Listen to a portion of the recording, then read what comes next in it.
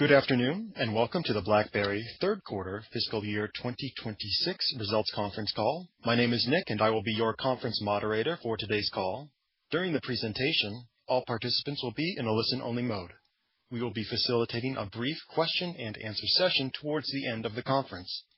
Should you need assistance during the call, please signal a conference specialist by pressing star 0. As a reminder, this conference is being recorded for replay purposes. I would now like to turn today's call over to Martha Gonder, Director of Investor Relations, BlackBerry. Please go ahead, ma'am. Thank you, Nick. Good afternoon, everyone, and welcome to BlackBerry's third quarter fiscal year 2026 earnings conference call. Joining me on today's call is BlackBerry's Chief Executive Officer, John Giamatteo, and Chief Financial Officer, Tim Foote. After I read our cautionary note regarding forward-looking statements, John will provide a business update, and Tim will review the financial results. We will then open the call for a brief Q&A session. This call is available to the general public via call-in numbers and via webcast in the investor information section at blackberry.com. A replay will also be available on the blackberry.com website. Some of the statements we'll be making today constitute forward-looking statements and are made pursuant to the safe harbor provisions of applicable U.S. and Canadian securities laws.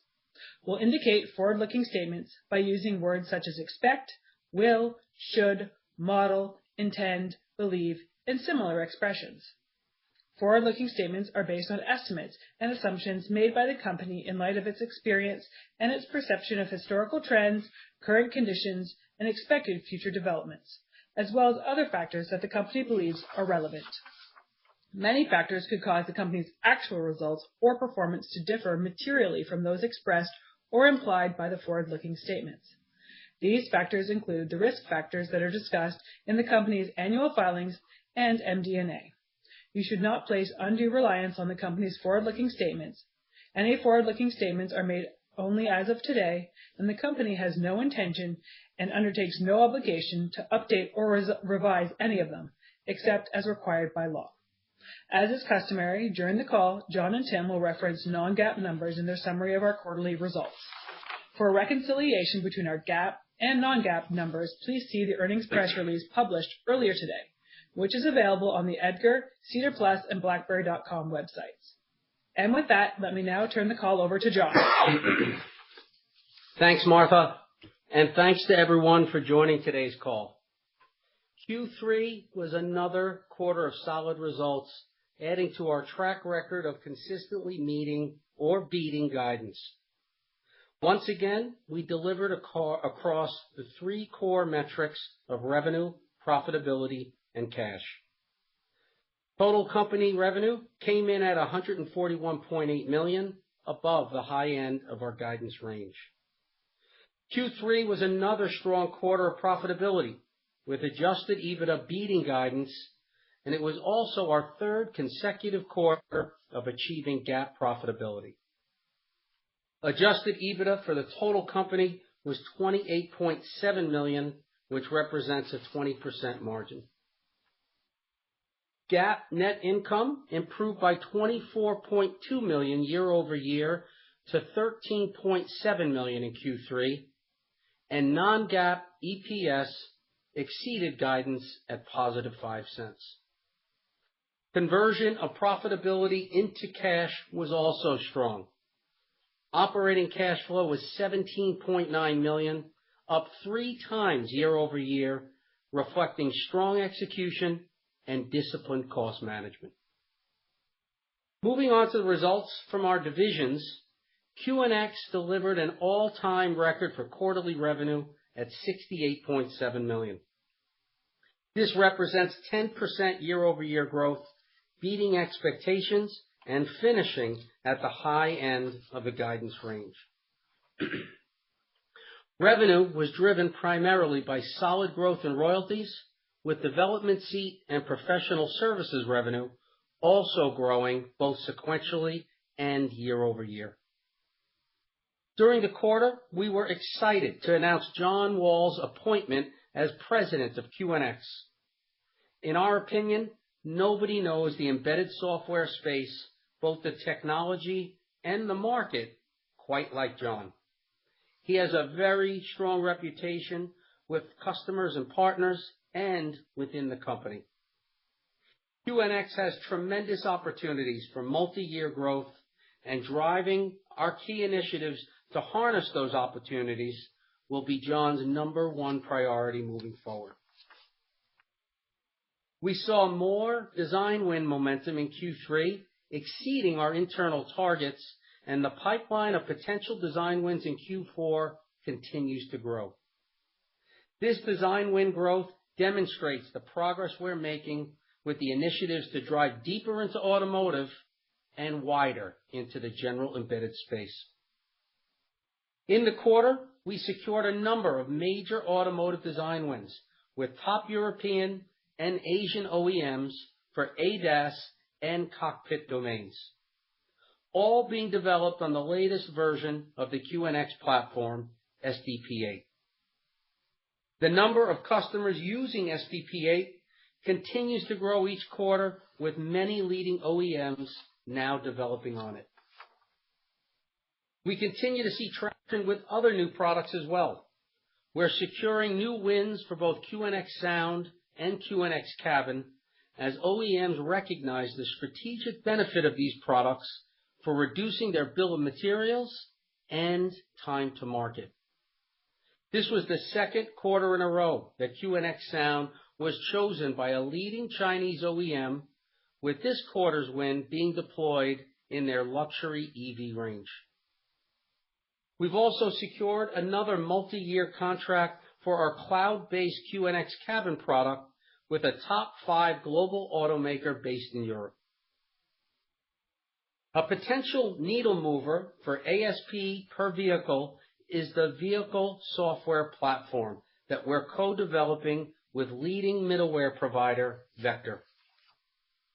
Development is progressing well, and the second early access version is scheduled for release by the end of January. Early discussions with a number of OEMs are progressing, and we're targeting significantly higher pricing per vehicle compared to the core RTOS. Once we've secured some wins, we'll provide more color on the potential upside from this product. And finally, for auto, earlier this week we announced that leading technology market analyst Counterpoint Research has determined that QNX is now powering more than 275 million vehicles on the road. This is a 20 million increase year over year and clearly demonstrates how significant a player we are in the space.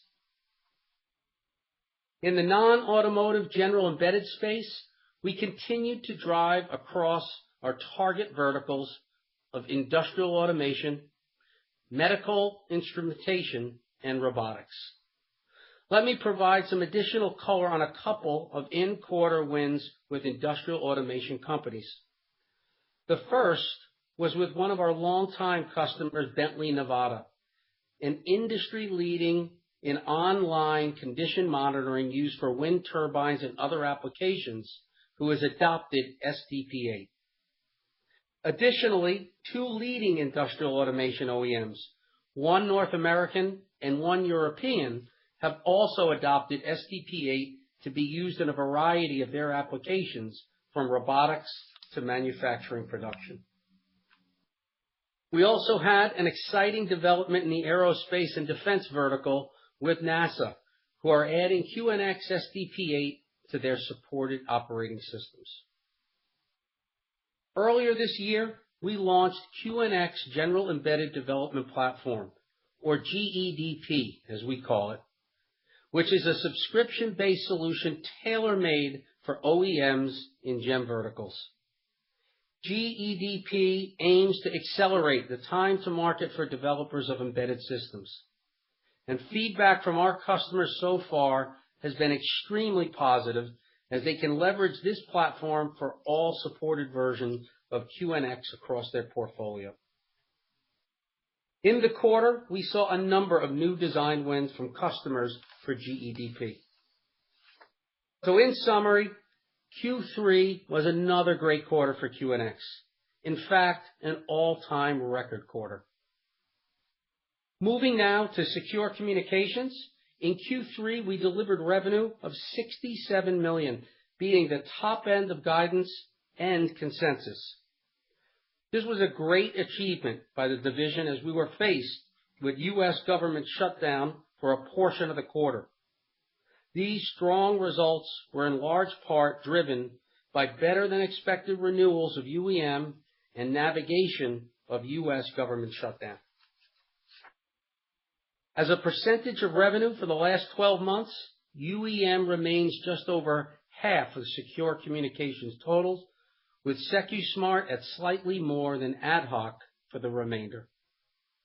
Key metrics for the division remain solid, with annual recurring revenue, or ARR, increasing $3 million sequentially to $216 million, and dollar-based net retention rate, or DBNRR, was at 92%. SecuSmart revenue grew sequentially, but was lower year over year due to a tough compare as a result of the strong upgrade cycle from the German government in Q3 of the prior fiscal year. Ad hoc, despite having the most exposure of the three product groups to the U.S. federal government shutdown, delivered year-over-year and sequential revenue growth. Earlier this year, we achieved FedRAMP High certification, becoming the only critical events management solution provider to achieve this stringent level of security, directly enabling significant U.S. government expansions this quarter, including both the U.S. Navy and the Department of Justice. Ad hoc continues to grow outside of North America as well, securing new wins with the National University of Malaysia, Australia's Department of Foreign Affairs and Trade, and key UK energy infrastructure provider, Scottish and Southern Energy. For UEM, in addition to the continued trend for reduced customer churn, we had some significant expansion deals for this product in the quarter. One of these expansion deals included an 8-figure multi-year renewal with the Dutch government. Other strong renewals included the Scottish Police Service and the UK Ministry of Defence, as well as a number of financial services companies. As we mentioned in Q2, BlackBerry UEM became the first solution to be certified by Germany's Federal Office for Information Security, or BSI. And in Q3, we closed our first deal that was enabled by this very demanding security certification.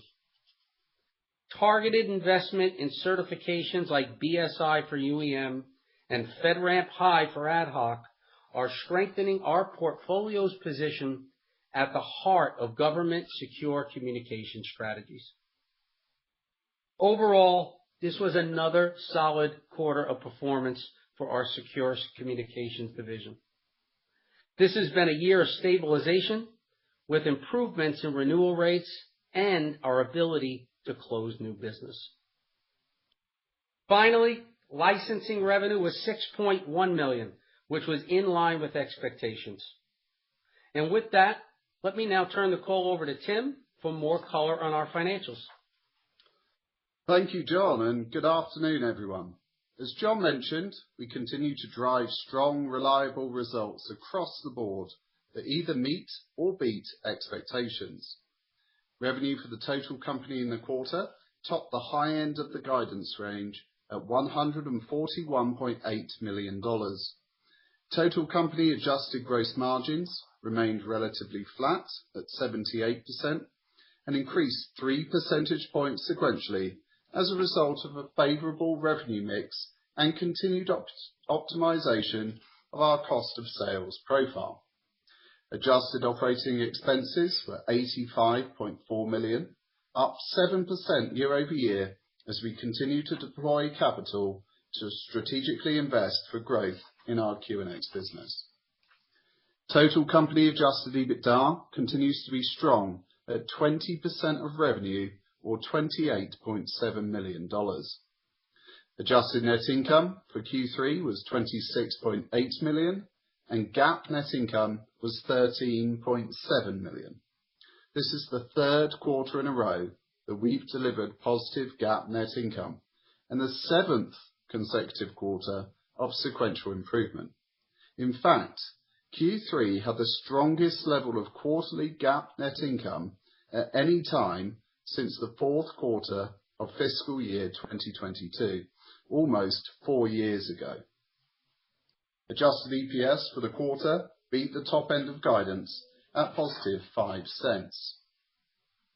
QNX had its best ever quarter of revenue, achieving $68.7 million, up 10% year over year and 9% sequentially.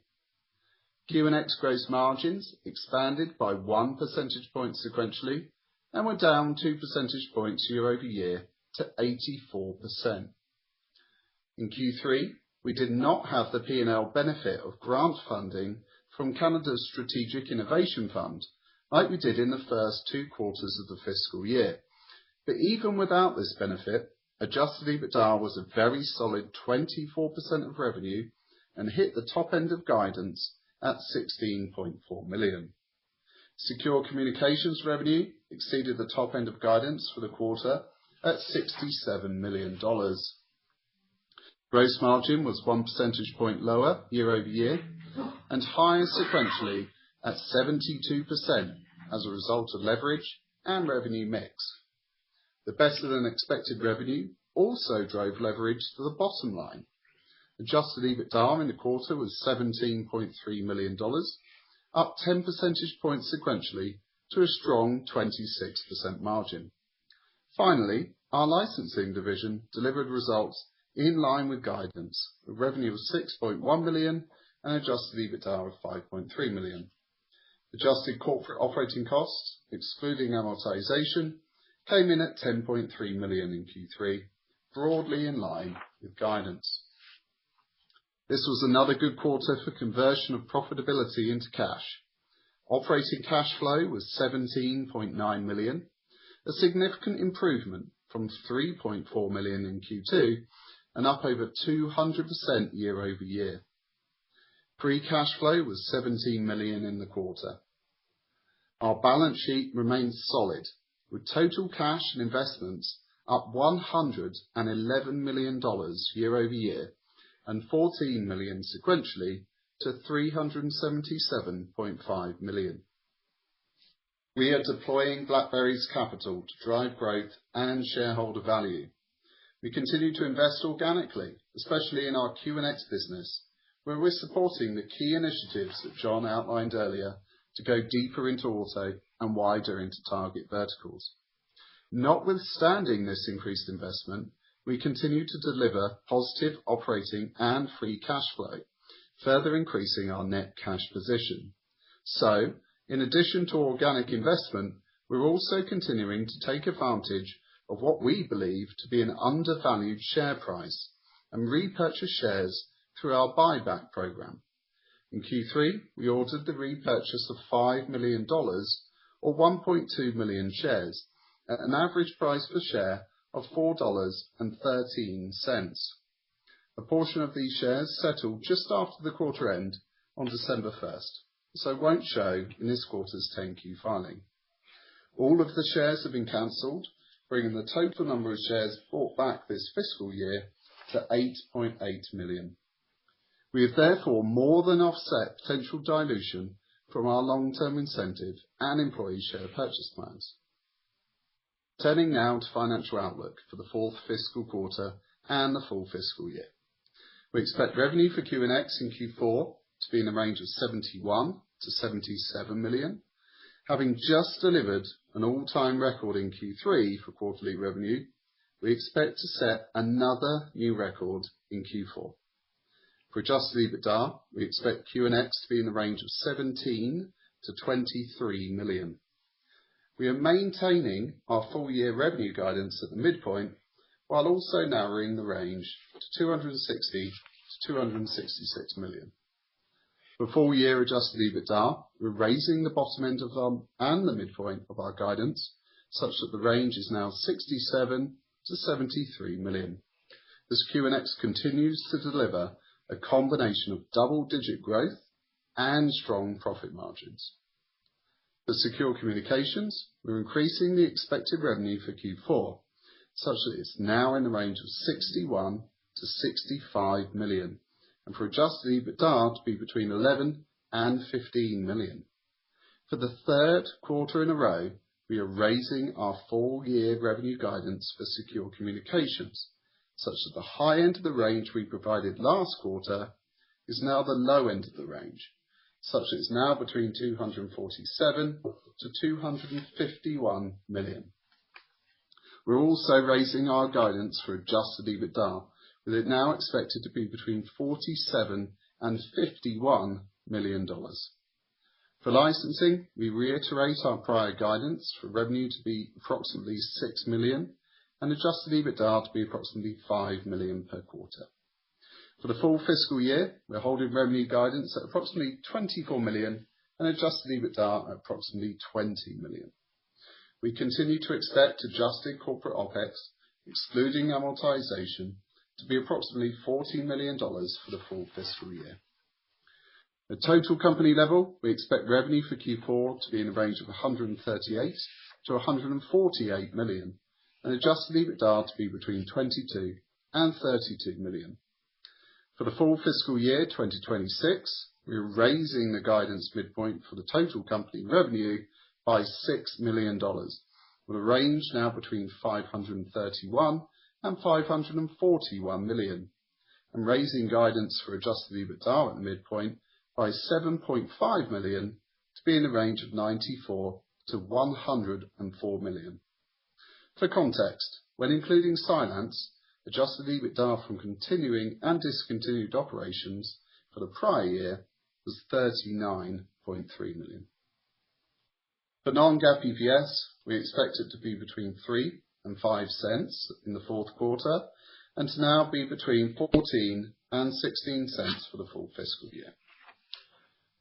Moving on to our cash flow outlook, we expect another sequential increase in operating cash flow for Q4, with it in the range of a solid $40 to $45 million. This increase means that for the full fiscal year, we're again raising our guidance and expect to generate between 43 and 48 million in operating cash flow. This does not include the additional 38 million of cash from the second tranche of proceeds from the sale of Cylance to Arctic Wolf that we expect to receive in Q4, which is classified separately as cash flows from investing activities. Therefore, we expect to generate in excess of 80 million of cash in Q4, further strengthening our already solid balance sheet. With that, let me now turn the call back to John. Well, thanks for that, Tim. And before we move to Q&A, let me quickly summarize what has been another strong quarter for BlackBerry.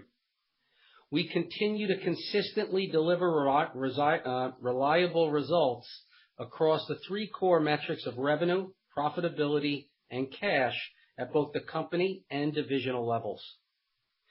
QNX delivered its best ever revenue quarter and a solid adjusted EBITDA of 24%, all while continuing to invest for long-term growth. In addition to these strong financial results, QNX also hit the milestone of powering 275 million vehicles on the road. Secure Communications exceeded revenue expectations and demonstrated significant leverage in the model with a 26% adjusted EBITDA margin. To put this in perspective, this time last year, the cybersecurity division had an EBITDA margin of only 9%. Overall, both divisions helped drive another quarter of GAAP profitability and cash generation. So with that, let's now move to Q&A. And Nick, if you could please open up the lines. Thank you. We will now begin the question and answer session. To ask a question, please press star 1 on your telephone keypad. Please make sure your line is unmuted. Again, press star 1 to ask a question. We'll pause for just a moment to allow everyone an opportunity to signal for questions. We request that you limit yourself to one question and one follow-up. And the first question today will come from Kingsley Crane with Canaccord Genuity. Please go ahead. Hi, thanks, and congrats on a really nice quarter. So we've talked about the GEM opportunity naturally requiring more investment in the near term as you work towards gaining critical mass in key end markets. And again, really nice wins in the quarter in that segment. But as you think about fiscal 27, where do you think you need to invest more within that space? Like what's working, what needs more help? Thanks. Yeah, King. So I think on that one, I think from a product perspective, we're in really good shape. I think the GEDP platform that we talked about is a really good leverage point for us to bring value to our customers. So I think you'll probably see us continue to invest in go-to-market activities, more feet on the street. It's a broader market, partnerships with distributors and other technology providers that maybe can help bring us to market a little bit faster. So these are probably the areas that we'll continue to invest in as we go into the next fiscal year. Okay, great. And then the follow-up would be on this luxury China EV win. We're really encouraged by that.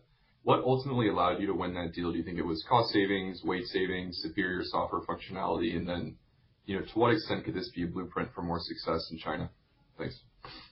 I think it's all of the above. I think it's cost savings, it's weight savings, it's the performance of the product itself. I would say the Chinese market tends to be very price sensitive. So I think the amount of money that they can save leveraging our technology and what that does to their overall BOM is a compelling value proposition. So that probably swayed a little bit more, but the broader value proposition is very, very sound. Pardon the pun, but it's I think the actual cost savings is probably the lead one on that.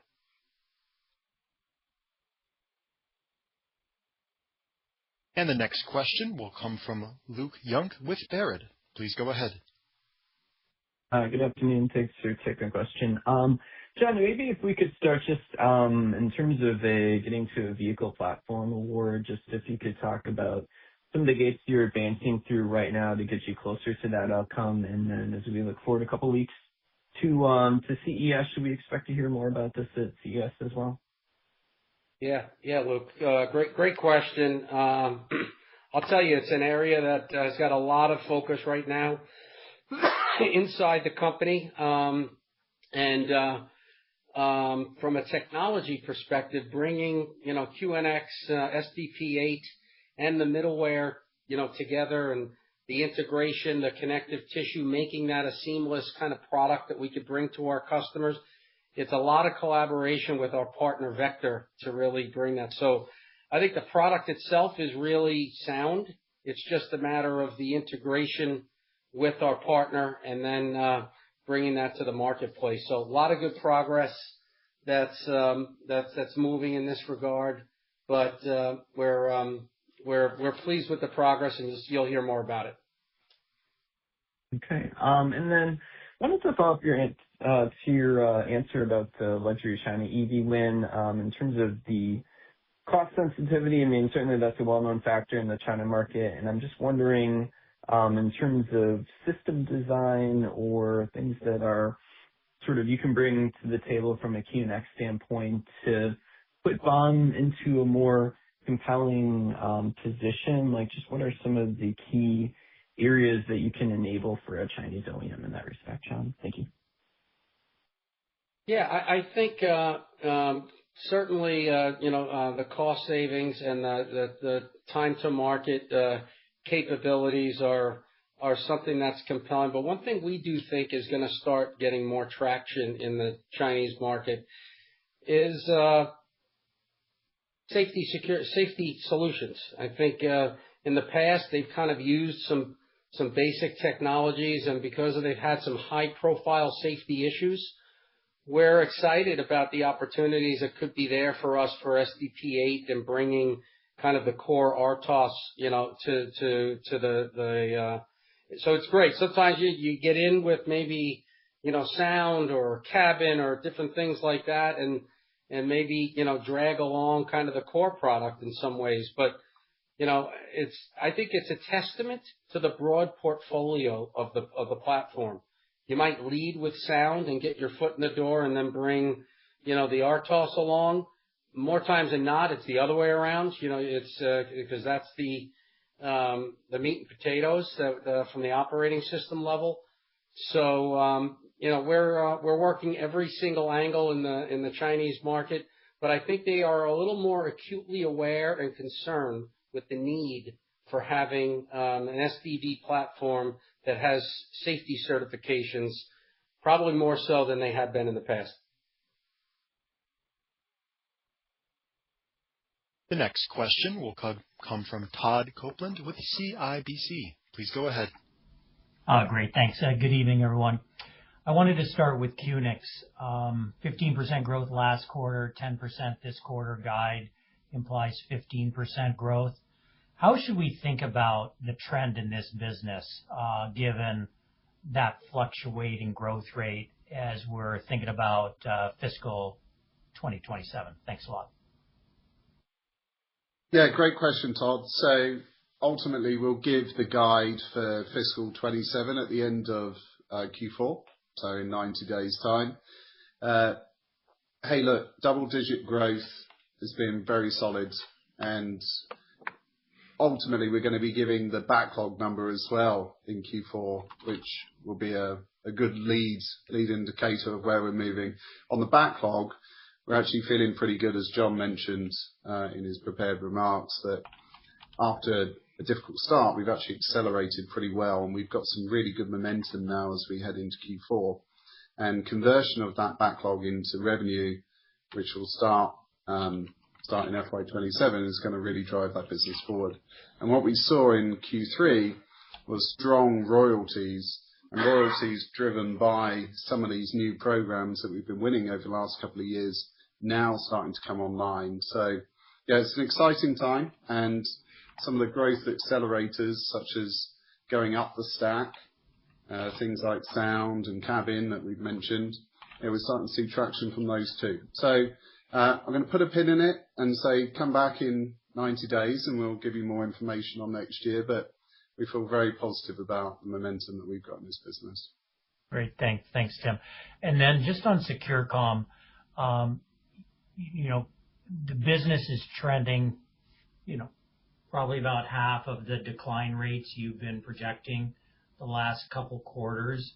Is this the new normal? And again, similar type of mindset as we think about fiscal 27, could this business actually turn into a growth segment with defense spending trending positive and the other segments doing better? So just talk about how we should think about that. Thanks. Great question, Todd. That's a really good question. We're actually, right now, as you would imagine, just modeling out next year, taking a look at the pipeline, and things do tend to be a little lumpy, sometimes in this space. So, I don't think one quarter necessarily translates into, but I will say we have a really strong pipeline within Secure Comms, one of the stronger pipelines that we've had in a long time. So that bodes well for us. Probably, like Tim said before, it's next quarter we'll give guidance for the next fiscal year. But it was a solid quarter. Be honest with you, we were happy we navigated the U.S. government shutdown the way that we did. We were a little spooked by that as the quarter was going on, but I think that turned out to be a pretty good result for us in the end. And now it's just a matter of converting the pipeline that we've got in front of us to tee up a really solid fiscal year 27. So we'll come back to you with more insights into that, but certainly pleased with the way that business has performed. Great. Thanks for the color. The next question will come from Trip Chowdhury with Global Equities Research. Please go ahead. Thank you. Congratulations on a very solid execution. I have two quick questions. The first regarding the government shutdown. Do you think now everything is normal, or you think almost more than half of the quarter was in shutdown? Do you think the remaining half made up of the first half? That's first question. Second question, very refreshing to hear your wins in the robotic space. I was wondering if you can put some more color about what kind of robots may be using your technology and any color on the demand side also. That's all for me. Thanks, Trip. I'll cover a little bit on government, and we'll cover a little bit on robotics, Trip, just to give you some color on it. But as far as government's concerned, it's been a really interesting year. We started the year with Liberation Day and the uncertainty that brought. That in some ways created some opportunities and also created some headwinds. We also had in the government space the continuing resolutions at one point, then a full-on shutdown at one point. But I think the good thing, I think what we learned from this experience, remember Doge was another one. How was that going to impact our business? Well, one of the learnings that I think we took away from the last 6 or 9 months on the secure comm side is what we do in terms of mission critical events management, mission critical SECI suite, encrypted voice, data, and video, mission critical UEM and the security that provides. These mission critical, when it comes time for to take a look at what they're going to cut, we found they're a little bit hesitant to really take a hatchet to mission critical types of software solutions. So we were a little concerned about the timing with in Q3 with the U.S. federal government in particular, because everything shut down. Their procurement then had a backlog of contracts that they had to process. But I think we were fortunate enough to kind of work through that where it really didn't impact the quarter as much as we initially thought it was going to be. So there's a lot of different dynamics with the governments. But I have to say, I think we've been successfully navigating a lot of the waves there in some of the changes that's gone on. We'll come back to you, Trip, with more details on robotics and medical instrumentation and industrial automation and give you more colors on the wins. Sometimes we're a little bit, some of our customers are a little hesitant to, share too much information about, the use case and the design win. There's, for confidentiality and different reasons.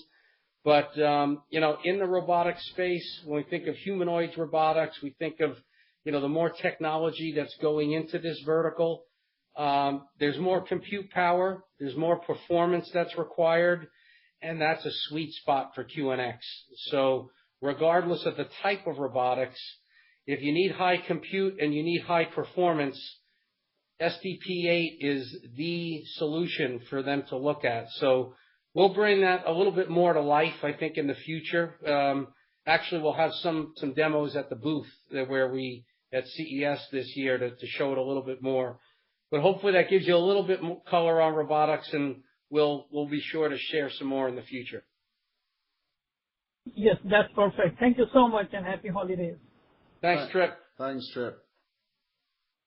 The next question will come from Paul Treiber with RBC Capital Markets. Please go ahead. Oh, thanks for taking the questions, and good afternoon. You made an interesting comment on the pricing opportunity for the vehicle software platform. Can you just speak to what you see as a potential ROI or the cost savings that the automakers would benefit from that? And then also, could you speak to the economics, like maybe the split between QNX and Vector, or maybe your ability to capture a disproportionate share of the pricing there? Yeah, sure. Hey, Paul. So ultimately, what we're providing here, and remember this has been a pull from the OEMs have come to us and asked if we can help in this area. Because I think if we look back over the last couple of years, the OEMs have been very ambitious in terms of trying to write all the code from the OS up to the application layer and really found that to be quite a challenge. So in terms of cost savings, having us do it much more efficiently and actually being able to produce a product that they can get into market is a big advantage for them. We're taking off their hands, off their plate, a load of software integration that currently they have a heck of a lot of internal resource working on. So they can divert that resource to the application layer, which is where they're really going to differentiate their brand from other players.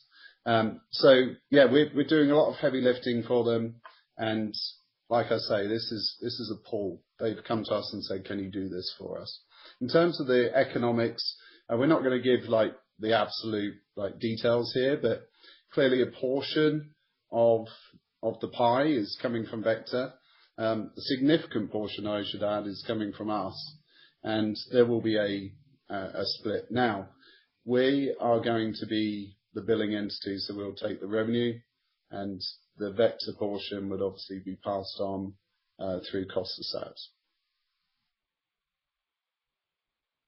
And the second question is just on the Canadian federal government. The budget was out in November, and there's a number of new investment initiatives. Can you just remind us again of the size of your secure comms business for the Canadian government, and then what do you see as the opportunity, and what's the strategy to try to expand further with the Canadian government?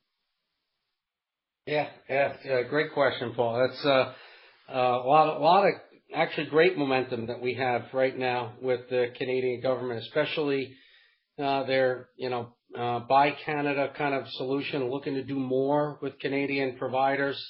We do have a comprehensive relationship with them today around UEM. They use that widely throughout the organization, and we're having really good, productive discussions with them about SecuSmart and AtHoc and other parts of the portfolio as well. So stay tuned. We've got a lot of activity going on. We've got a multi-year agreement with them today that's very UEM centric, and as we look to try to expand into SecuSmart, the SecuSuite product, and the AtHoc portfolio, we're finding some really good discussions with them right now, particularly as they ramp up their spending on defense.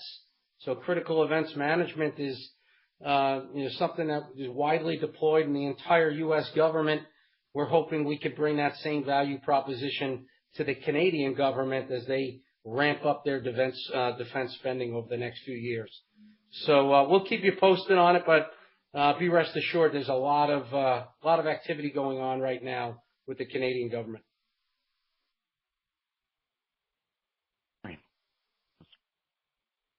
This will conclude our question and answer session. I would like to turn the call back over to John Giamatteo, CEO of BlackBerry, for closing remarks. Terrific. Thanks, Nick. Before we end the call, I just wanted to flag that we'll be starting off the new year at CES in Las Vegas. We'll be hosting an investor briefing on January 7th at 11 a.m. Pacific time to discuss some of the highlights from the show. You can access the live webcast in the investor information section at BlackBerry.com. And if you're at the event, please stop by to see some of the exciting new exhibits that our QNX team will have on show. So thanks everyone for joining the call today, and I'd like to wish all of you a happy and safe holiday season. See you next time. This concludes today's call. Thank you for your participation. You may now disconnect.